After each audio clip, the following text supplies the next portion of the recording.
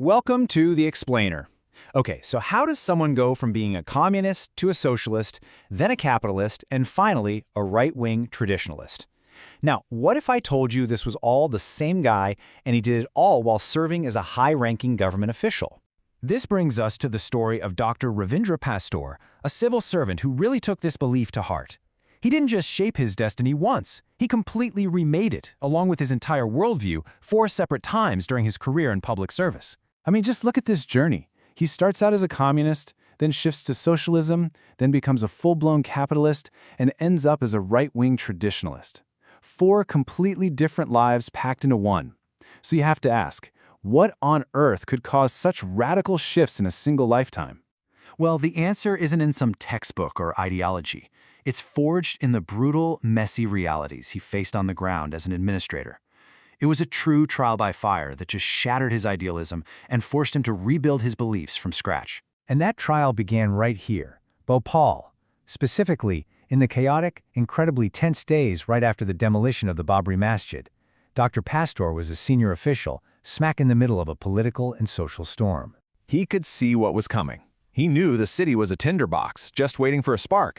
So, to get ahead of the violence, he prepared an order for a citywide curfew, what's known as Section 144, to try and keep the peace before riots could even start. But his superior, the district collector, he completely misjudged the situation. He thought things were under control and actually refused to sign the order, leaving the entire city completely vulnerable. And of course, the very next day, his worst fears came true. Widespread riots just exploded across the city. He described it as seeing a city engulfed in black smoke, a total failure of humanity. He wasn't in an office anymore. He was down on the streets, right in the middle of the chaos. And when I say in the middle of it, I mean it. While he was out there trying to control the violence, his own government jeep was surrounded and overturned by an angry mob. His driver was brutally beaten. This wasn't some abstract problem he was managing from a desk. He was on the front lines, watching the system collapse with his own eyes. You know, it wasn't just mob violence he was dealing with.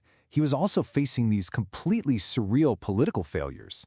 At one point, a sitting government minister, Babulal Gaur, went on a hunger strike to protest the actions of his own administration.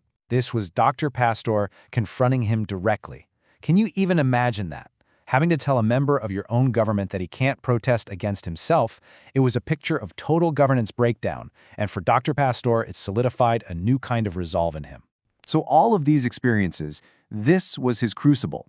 It just burned away all that youthful idealism and forged a totally new kind of public servant, a pragmatic reformer who now understood that to fix a broken system, sometimes you have to be willing to break the rules.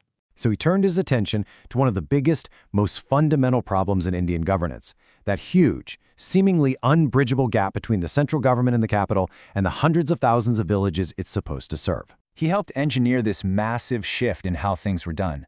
You see, the old way was top-down. Some planners in an office in Delhi would make decisions for a village they'd probably never even heard of. He championed a bottom-up approach, making Madhya Pradesh the first state to truly empower local village councils, the panchayats, giving them the money and the authority to decide their own future. His most revolutionary project was something called DPIP. And here, he did something radical. He completely bypassed the layers of bureaucracy. Instead of money trickling down, he transferred it directly into the bank accounts of village groups. And the result? A stunning 53% average increase in family incomes. It was just undeniable proof that if you trust people with their own money, it works. He was also a master at understanding what really motivates people.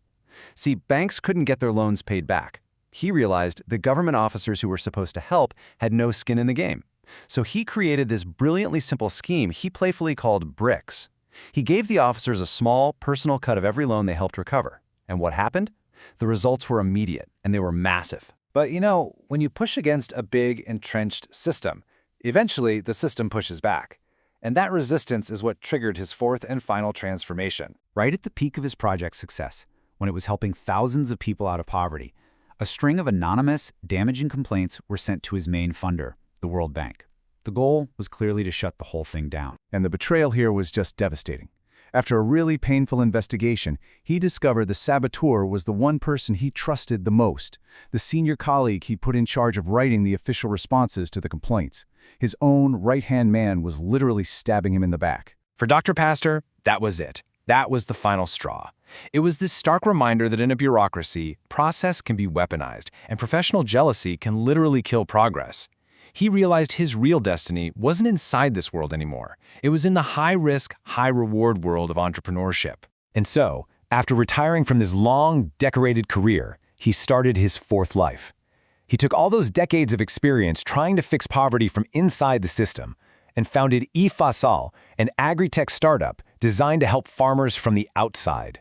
Dr. Pastor's incredible journey, from communist to capitalist, from bureaucrat to entrepreneur, it really leaves us with a powerful question, doesn't it? It forces us to ask what real success is. Is it climbing the ladder of an established system, or is it having the courage to walk away and build a ladder of your own?